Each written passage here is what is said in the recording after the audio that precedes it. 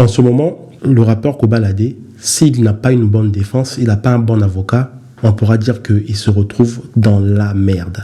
Alors, la famille. Depuis un moment, je ne sais pas si vous avez appris l'affaire de Kobalade, ses affaires judiciaires. Kobalade se retrouve un peu dans plusieurs affaires judiciaires. Ce que je sais en tête, je sais qu'il a été condamné d'avoir agressé son producteur l'année dernière et actuellement il se retrouve aussi en prison sur une affaire d'accident qui a causé la mort de son ami qui était au volant.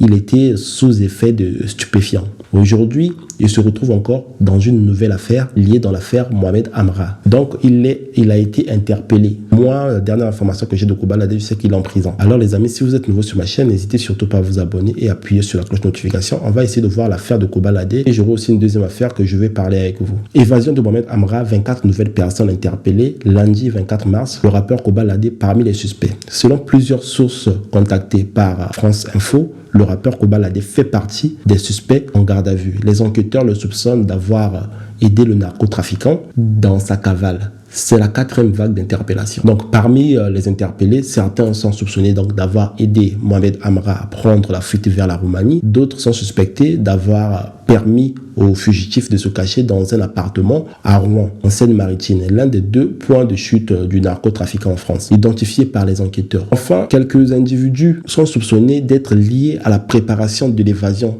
de Mohamed Amra. Cette évasion qui a causé la mort de 2 agents pénitentiaires l'année dernière. Je me dis, si cette histoire, le rappeur Kobalade se retrouve dans cette histoire, alors je pourrais dire qu'il va peut-être prendre encore plusieurs années en prison si il est lié dans cette histoire. Mais il y a encore la présomption d'innocence, rien n'est encore déterminante pour pouvoir dire que Kobalade faisait partie de cette histoire-là, mais je sais que s'il a été cité parmi ces personnes, c'est parce que il y a son label ou bien le groupe BMF, il y a des gens qui se retrouvent dans ce groupe qui sont liés avec l'affaire Mohamed Amra, donc cela ne m'étonne pas qu'on puisse interpeller Kobalade également dans cette affaire de Mohamed Amra. J'aimerais savoir qu'est-ce que vous en pensez de cette histoire de Kobalade. Maintenant, on va parler donc du deuxième sujet. Donc je pense que pour les gens qui n'ont pas suivi, donc ça fait maintenant bientôt pratiquement une semaine que le rappeur Landy a été interpellé par la police, arrêté par la police suite à l'affaire